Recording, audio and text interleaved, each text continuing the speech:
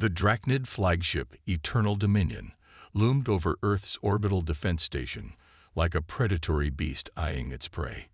Inside the station's diplomatic chamber, Commander Catherine Hayes fought to maintain her composure as Admiral Vorthak's massive frame cast a shadow across the negotiation table.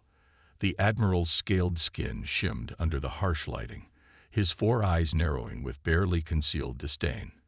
Your species' stubborn refusal to accept protectorate status is disappointing, Vorthak rumbled, his translator giving his words an artificial smoothness that contrasted with his threatening posture. The Drachnid Empire offers protection, guidance, and advancement, yet you insist on maintaining your primitive independence. Hayes straightened her uniform, her green eyes meeting Vorthak's gaze without flinching. At 5'9", she stood nearly 2 feet shorter than the Drachnid admiral, but her presence filled the room with equal measure. With respect, Admiral, humanity has its own path. We appreciate the offer, but we must decline. The Admiral's upper lip curled, revealing rows of serrated teeth. Commander Hayes, you misunderstand. This is not an offer, it is an inevitability. Your species is young, barely spacefaring. The galaxy is vast and dangerous. Without our protection, you will not survive. We've survived quite well so far, Hayes responded, keeping her voice level despite the growing tension. Our achievements in the past century alone. Achievements? Vorthak interrupted with a sound like grinding metal, apparently a laugh. Your fastest ships barely reach light speed. Your weapons are crude plasma derivatives. Your buildings, he gestured dismissively toward Earth visible through the station's viewport. They would crumble at a single blast from our lowest-powered weapons. Hayes noticed the subtle shift in the room's atmosphere as the other alien diplomats, representatives from various vassal species of the Drachnid Empire, exchanged knowing looks. They'd seen this before, she realized. This was how it started with their worlds, too. Admiral, let me be clear, Hayes said, taking a step forward. Earth won't be joining your empire. Not today, not tomorrow, not ever. We choose our own destiny. The temperature in the room seemed to drop several degrees as Vorthak's secondary eyes began to glow, a sign of agitation in his species. You speak of choice? He hissed. Let me educate you about choice, Commander. Every species reaches this moment. This crossroads. In 5,000 years of expansion, do you know how many chose resistance? Hayes remained silent, watching as the massive alien began to pace, his clawed feet clicking against the station's floor. 342, he continued. And do you know how many of those still exist as independent civilizations? His four eyes fixed on her. 0. The threat hung in the air like a toxic cloud, but Hayes didn't back down. Instead, she smiled, a gesture that seemed to unsettle the Admiral slightly.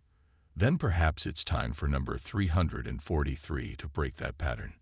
What happened next occurred so quickly that later, when Hayes filed her report, she had to review the station's security footage to piece it all together. Vorthak, enraged by what he perceived as insolence, swept his massive arm across the negotiation table, sending it flying toward Hayes. In the same motion, he drew what appeared to be a ceremonial weapon from his ornate armor. But Hayes had been ready.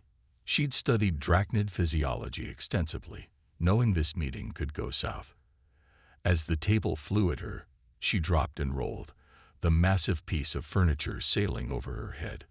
Coming up in a crouch, she drew her sidearm, a standard-issue XM-12 plasma pistol, and fired 3 precise shots. The first shot hit Vorthak's primary weapon hand, causing him to drop the ceremonial blade. The second struck his knee joint, one of the few vulnerable spots in Drachnid anatomy. The third shot she deliberately fired wide, striking the wall behind him. The Admiral roared in pain and surprise, collapsing onto his wounded knee. His guards moved to intervene, but Hayes was already speaking, her voice carrying across the chaos. That third shot, Admiral, it missed on purpose. Consider it a demonstration of human accuracy. If I'd wanted to kill you, you'd be dead. Instead, I chose to show restraint, something your empire seems to have forgotten." The room fell silent except for Vorthak's labored breathing. The other alien diplomats stared in shock. Never had they seen a Drachnid admiral brought low so quickly, so efficiently. "This meeting is over," Hayes announced, keeping her weapon trained on the admiral. "You have 12 hours to withdraw your ships from Earth's orbit. After that, we will consider any remaining Drachnid vessels as hostile forces and respond accordingly." You dare." Vorthak sputtered, dark blood seeping from his wounded hand. "This is an act of war." "No, Admiral," Hayes corrected him, finally lowering her weapon. This was a lesson in humility. "The war will come only if you choose to start it. And if you do," she looked around the room, making eye contact with each of the vassal species representatives, "you'll learn that humanity doesn't just survive. We prevail." As medical personnel rushed to attend to the Admiral, Hayes caught whispered conversations among the other diplomats. They spoke in their native tongues, but her neural translator picked up fragments. "Never seen. Could it be? Perhaps the Empire has finally." She knew this wasn't over.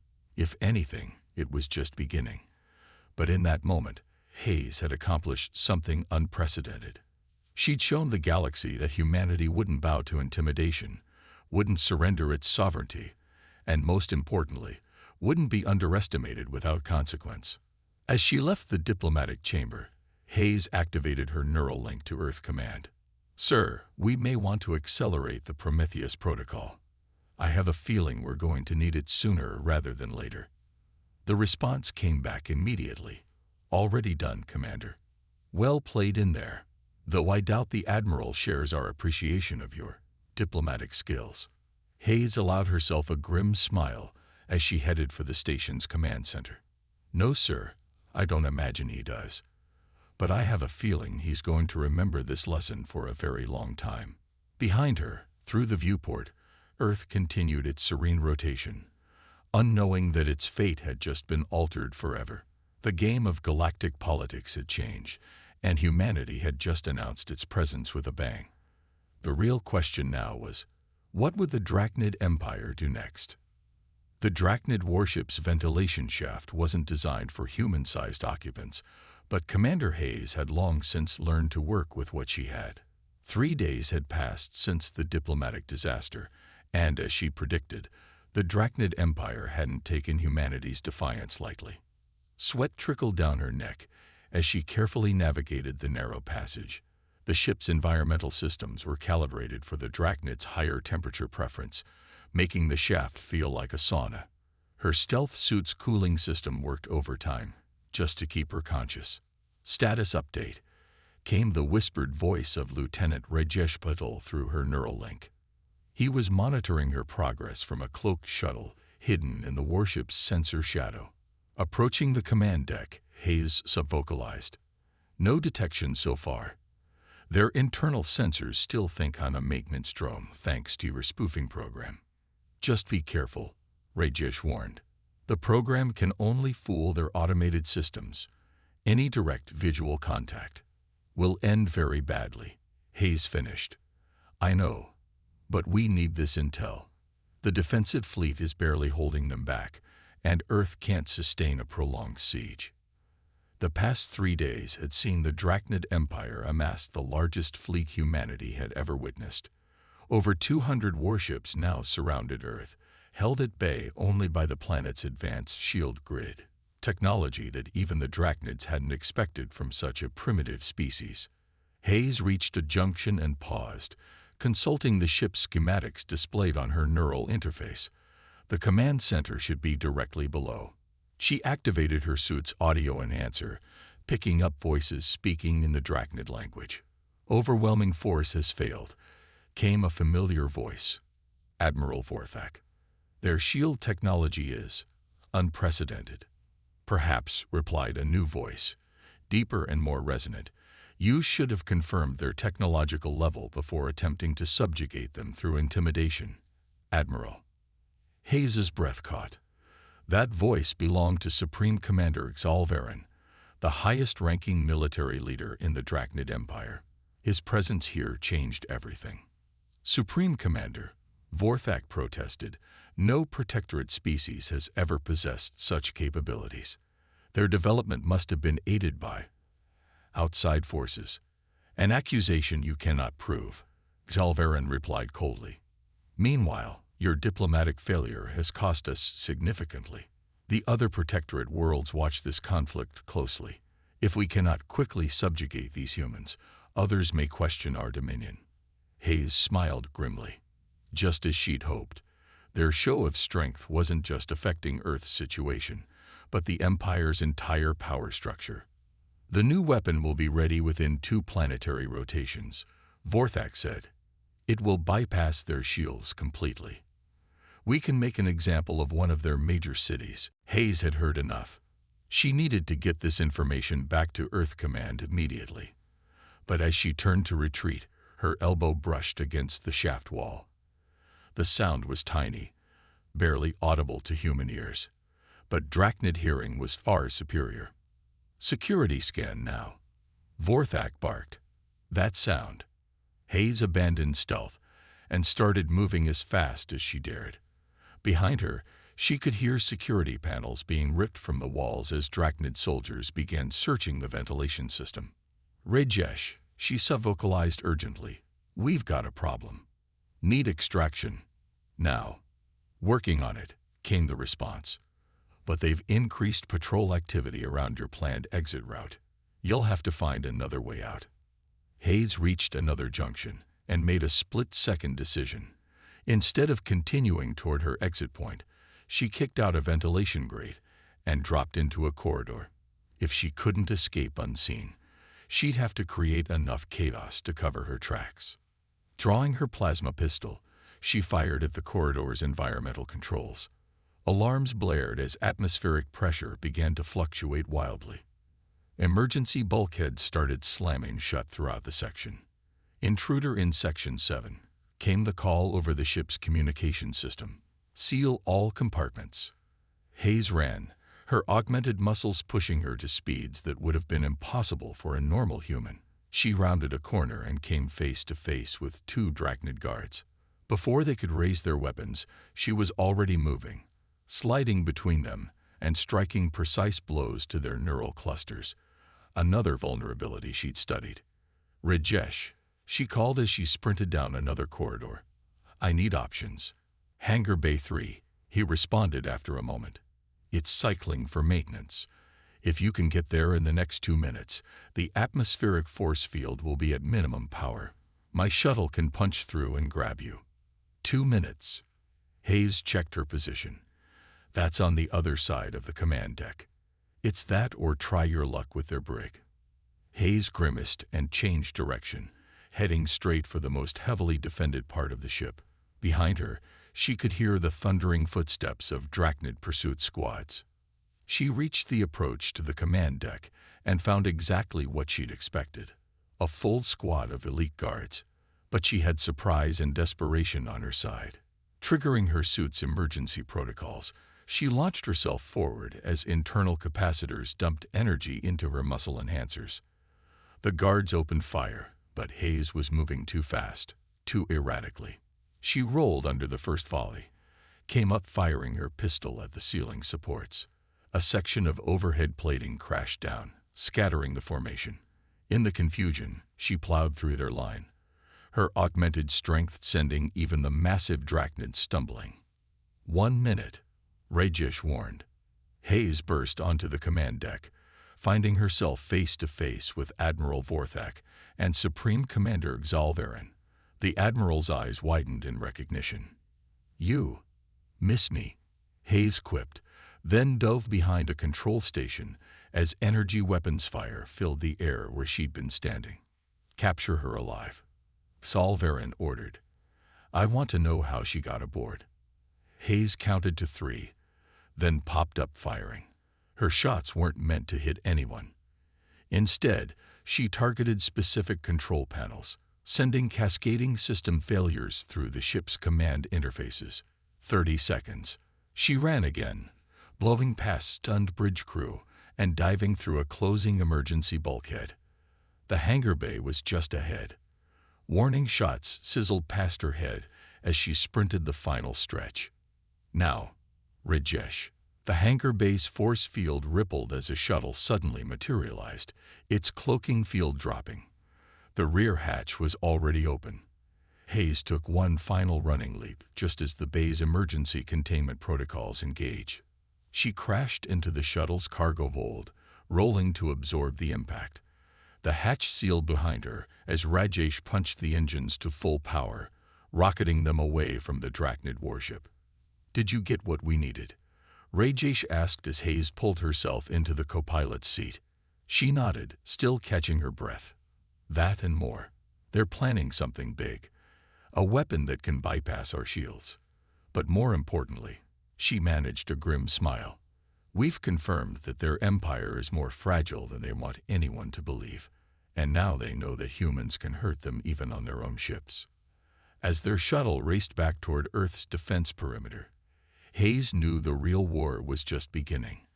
But they had intelligence now, and more importantly, they had hope. The Drachnid Empire was about to learn another harsh lesson about underestimating humanity. And this time, the lesson would be taught not just to one admiral, but to their entire civilization. 6 hours after Commander Hayes' daring escape from the Drachnid flagship, Earth's military leadership gathered in the underground Strategic Command Center.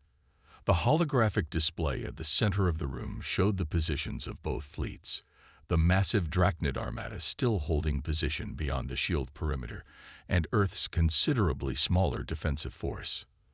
"Their new weapon will be ready in less than 40 hours, Hayes explained, standing before the assembled generals and admirals. Her stealth suit had been replaced by a fresh uniform, though the burns and bruises from her escape were still visible. "But I discovered something else during my infiltration, something we can use."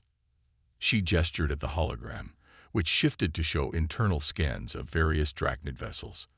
Their entire empire is built on a strict hierarchical structure, not just their military, but their entire society. Each level must obey those above without question.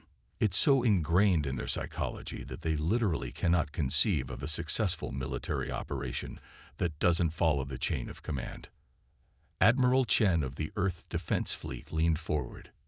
"And you believe this is a weakness we can exploit?" "I know it is," Hayes replied, "because I saw how they reacted when that structure was disrupted. During my escape, I created chaos by attacking multiple systems simultaneously. Their response was completely uncoordinated because no one wanted to act without explicit orders from above."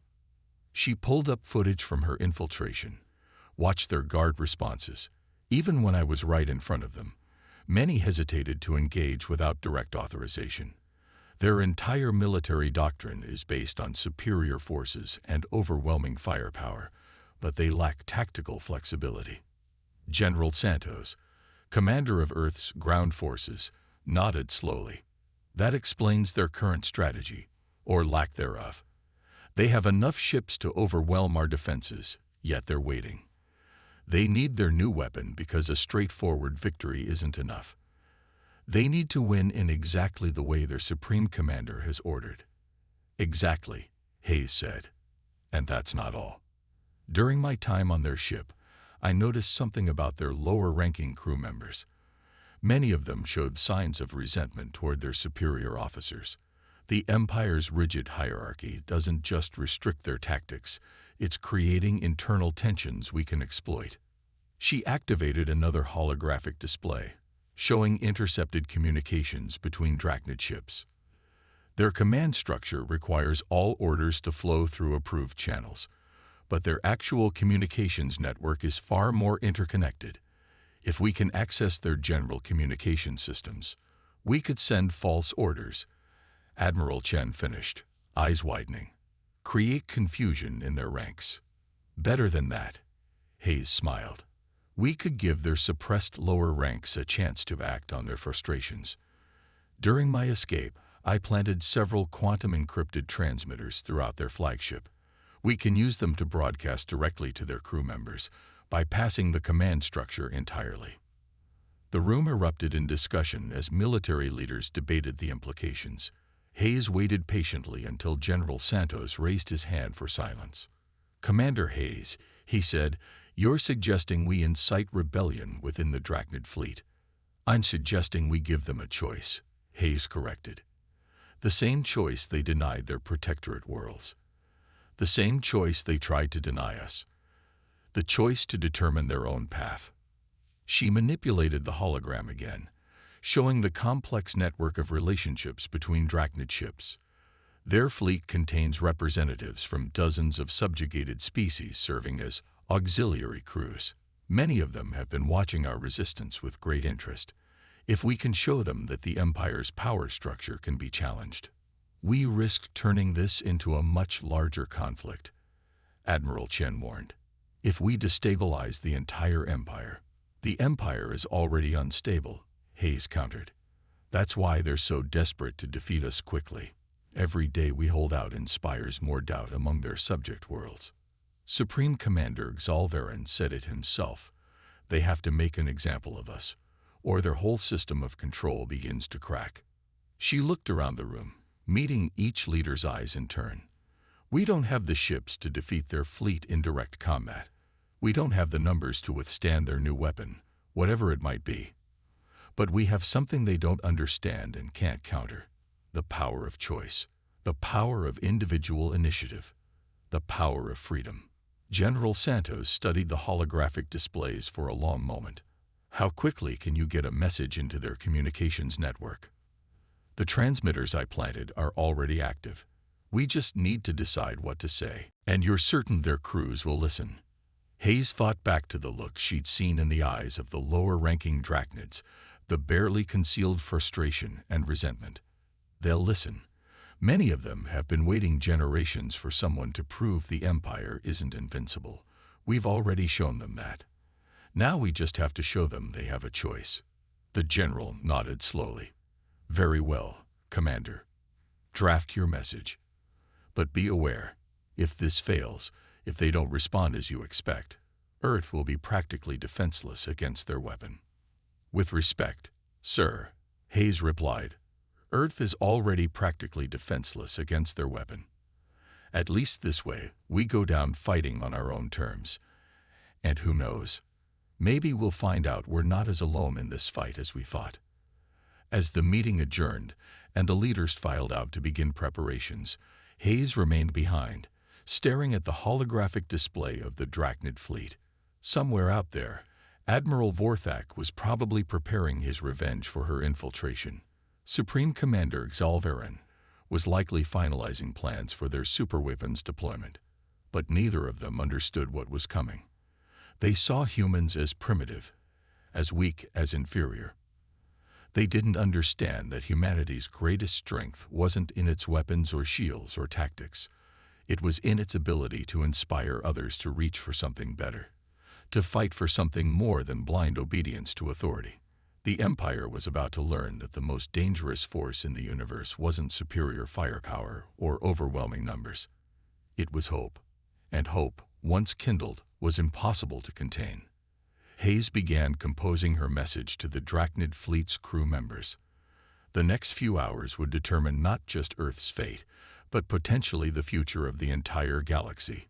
It was time to show the Empire that their greatest weakness wasn't their rigid hierarchy or their inflexible tactics. It was their failure to understand that true strength comes not from forcing others to submit, but from inspiring them to stand together. Commander Hayes stood on the bridge of Earth's flagship, Defiant, watching as her message spread through the Drachnid fleet like wildfire. The quantum-encrypted transmitters had worked perfectly, bypassing the Empire's command protocols and reaching directly to the crew of every ship. "Brothers and sisters of the stars," her message had begun. "You've been told that strength comes from absolute obedience, that civilization requires submission to authority. Today, we offer you a different truth, the power of choice." The response came faster than anyone had anticipated. On dozens of ships, lower-ranking crew members began disabling weapon systems. Communications officers accidentally broadcast their commander's secret orders across open channels. Engineering crews discovered mysterious malfunctions in their engines. Admiral Vorthak's furious voice cut across all frequencies. This is sedition. Any crew member engaging in unauthorized actions will face immediate execution. But his threats only served to prove Hayes's point about the Empire's true nature. More and more ships began reporting systems failures and crew accidents. The mighty Drachnid fleet, which had seemed so unstoppable, was paralyzed by internal chaos. Supreme Commander Xalvarin's response was swift and brutal. He ordered loyal ships to open fire on vessels suspected of harboring rebels. But this only accelerated the rebellion as crews watched their comrades being attacked for daring to think independently. The final straw came when Xalvarin ordered the deployment of their superweapon against Earth before it had been properly tested. The weapon backfired catastrophically, creating a quantum resonance cascade that disabled the flagship's primary systems. As emergency transponders lit up the sky, Hayes offered asylum to any crew members who chose to oppose the Empire. Ship after ship broke formation, their crews deciding that freedom was worth the risk of defying their commanders. Admiral Vorthak, in a last desperate attempt to maintain control, launched a direct assault on the Defiant. But his own crew turned against him, locking him in his quarters as they surrendered to Earth's forces. Supreme Commander Xalvarin, watching his mighty fleet dissolve before his eyes, finally understood the fatal flaw in the Empire's philosophy. They had built their power on forcing obedience rather than earning loyalty, on demanding submission rather than inspiring dedication. The price of pride was complete. The aftermath of what became known as the Freedom Uprising transformed the galaxy. The Drachnid Empire, once thought invincible, splintered into numerous autonomous regions as world after world declared independence. Commander Hayes, hailed as the architect of this peaceful revolution, found herself serving as Earth's primary diplomat to the newly liberated worlds. The knowledge and technology shared between formerly subjugated species accelerated progress for all. Admiral Vorthak and Supreme Commander Xalvarin faced justice, not execution as they'd expected, but the requirement to live among the people they'd once oppressed, learning firsthand about the strength that comes from cooperation rather than domination. 1 year after the uprising, Hayes stood before the newly formed Galactic Council, an alliance of free worlds dedicated to mutual protection and advancement. Her speech was brief but powerful. The price of pride is the failure to grow, to learn, to understand that true strength lies not in forcing others to kneel, but in helping them to stand. Humanity didn't win this victory alone. We simply showed others that victory was possible. The real triumph belongs to every being who chose freedom over fear, cooperation over submission, hope over hatred. The Drachnid Empire's attempt to subjugate Earth had indeed changed the galaxy forever, just not in the way they'd intended. Their rigid hierarchy, once their greatest pride, had proved to be their ultimate downfall. In its place arose something far stronger, a community of worlds united not by force, but by choice. As Hayes looked out at the assembled representatives of dozens of free worlds, she smiled. The price of pride had been high, but the reward, a galaxy where every species could choose its own destiny, was worth every risk they'd taken. The end.